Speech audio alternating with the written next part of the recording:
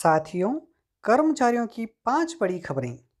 पूरी व latest information के लिए इस वीडियो में आप अंत तक बने रहें। तो पहली खबर की ओर चलते हैं।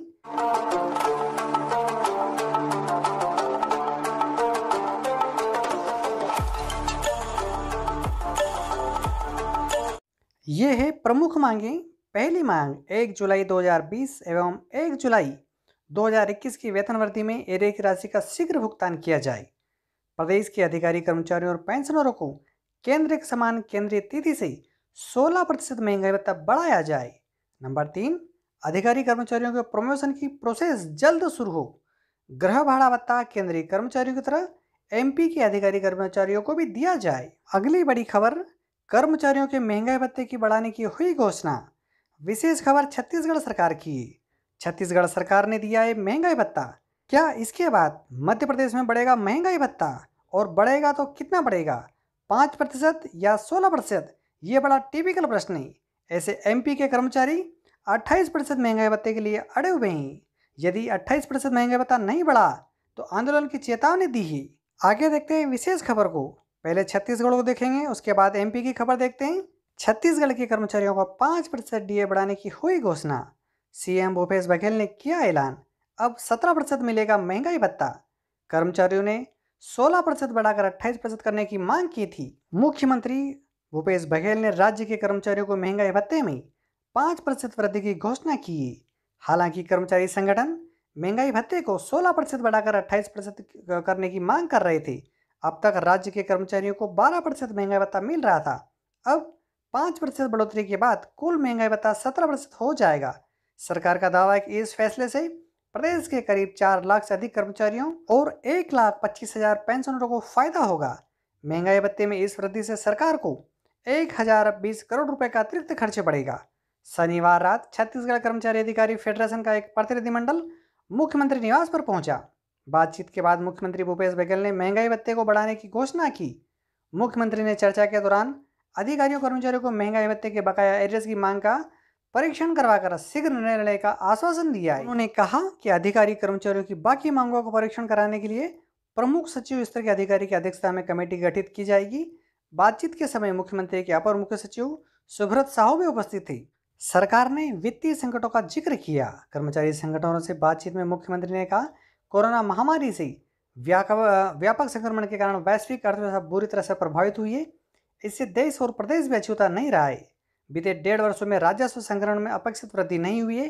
इस बीच आर्थिक रूप से कमजोर वर्ग के लोगों, किसानों, मजदूरों एवं अन्य प्रभावित वर्गों को आर्थिक सहायता, कोरोना के उपचार हेतु स्वास्थ्य ढांचा बढ़ाने आदि को प्राथमिकता दी गई है। इन सब के कारण राज्य के संसाधनों पर अत्यधिक दबाव रहा है। 2 दिन पहले ही हुई थी बड़ी हड़ताल। कर्मचारी संगठनों ने शुक्रवार को महंगाई भत्ते और बकाया वेतन को लेकर बड़ी हड़ताल की थी। प्रदेश के सरकारी कर्मचारी अवकाश लेकर हड़ताल पर चले गए थे। इस वजह से शुक्रवार का कोई भी सरकारी कार्यालय ढंग से संचालित नहीं हो पाया। मंत्रालय और शासनालय ने भी हड़ताल का असर रहा, जगह जगह प्रदर्शन हो गई।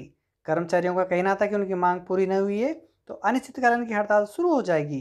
प्रदेश भर में अभी बिजली कंपनी के कर्मचारियों को 28% महंगाई भत्ता मिल रहा है।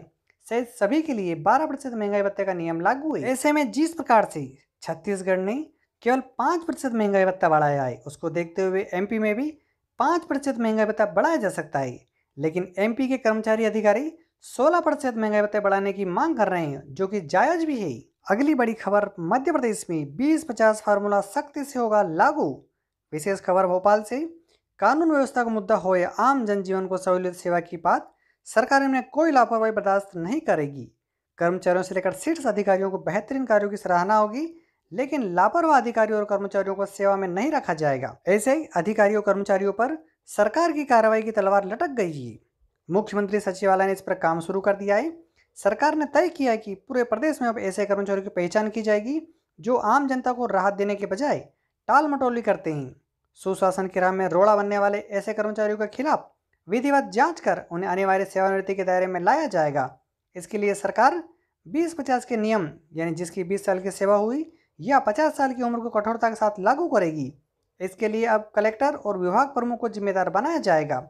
मंत्रालय में उच्च स्तर पर चल रहे विचार विमर्श पर यह बात सामने आई कि सीएम हेल्पलाइन सहित अन्य शिकायत वाले फोरम में जिनकी गंभीर शिकायतें आती है, उन्हें चिन्हित करके अलग से जांच करवाकर उनके खिलाफ कार्रवाई की जाएगी।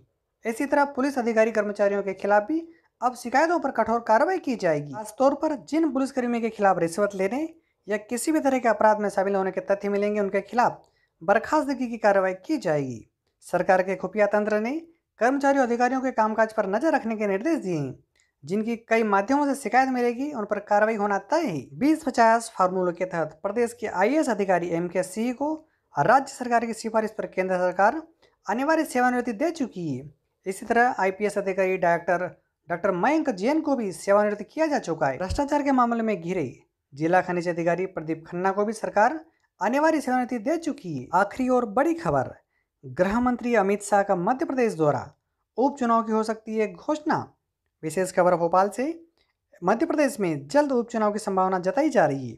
दरअसल मध्य प्रदेश में 1 लोकसभा और 3 विधानसभा सीटों पर चुनाव होने हैं जिनका ऐलान अक्टूबर में किया जा सकता है। सूत्रों की माने तो ऐसा अंदेशा इसलिए लगाया जा रहा है क्योंकि केंद्रीय गृह मंत्री अमित शाह 18 सितंबर को जबलपुर आएंगे। इससे पहले केंद्रीय नेतृत्व द्वारा लगातार लोकसभा की खंडवा सीट और विधानसभा के पृथ्वी पर जोबट और रेगांव सीट का फीडबैक लिया जा रहा है। हालांकि इस मामले में जब बीजेपी प्रदेश अध्यक्ष VD शर्मा से बात की गई तो उन्होंने कहा है कि गृह मंत्री का मध्य प्रदेश पहुंचना एक कार्यक्रम का हिस्सा है। इससे पहले 5 सितंबर को शिक्षक दिवस टीचर्स डे के मौके पर मध्य प्रदेश आने वाले थे, लेकिन किसी कारणवश आयोजन टाल दिया गया। जबलपुर में बड़ा आयोजन प्रस्तावित है, इस वजह से केंद्रीय मंत्री जबलपुर पहुंच रहे हैं। वहीं जहां तक कि चुनाव की घोषणा का सवाल है तो बीजेपी कभी भी चुनाव को देखकर कोई आयोजन कार्यक्रम तैयार नहीं करती है। बता दें कि केंद्रीय मंत्री 18 सितंबर को जबलपुर पहुंचेंगे, जहां आदिवासियों के बीच वह महाअभियान और कार्यक्रम की शुरुआत करेंगी। इसके साथ ही मध्य प्रदेश के प्रदेश में बिरसा मुंडा की जयंती तक इस कार्यक्रम का आयोजन किया जाएगा। वहीं केंद्रीय मंत्री के आगमन से पहले मध्य प्रदेश में तैयारियां शुरू कर दी गई है। मुख्यमंत्री शिवराज सिंह चौहान लगातार तैयारियों की समीक्षा की जा रही है। दोस्तों, वीडियो के इस टॉपिक पर अपने विचार व्यक्त करना ना भूलें। जाते जाते इस वीडियो को लाइक कीजिए और इस चैनल को सब्सक्राइब कीजिए व पास वाले बेल पर प्रेस कीजिए, जिससे जब भी वीडियो अपलोड किया जाएगा सबसे पहले आपको प्राप्त होगा। इस चैनल के अगर अदर वीडियो देखना चाहते हैं तो वो भी आपके सामने चल रहे हैं, उनको देखिए और अधिक से अधिक शेयर कीजिए। Thank you.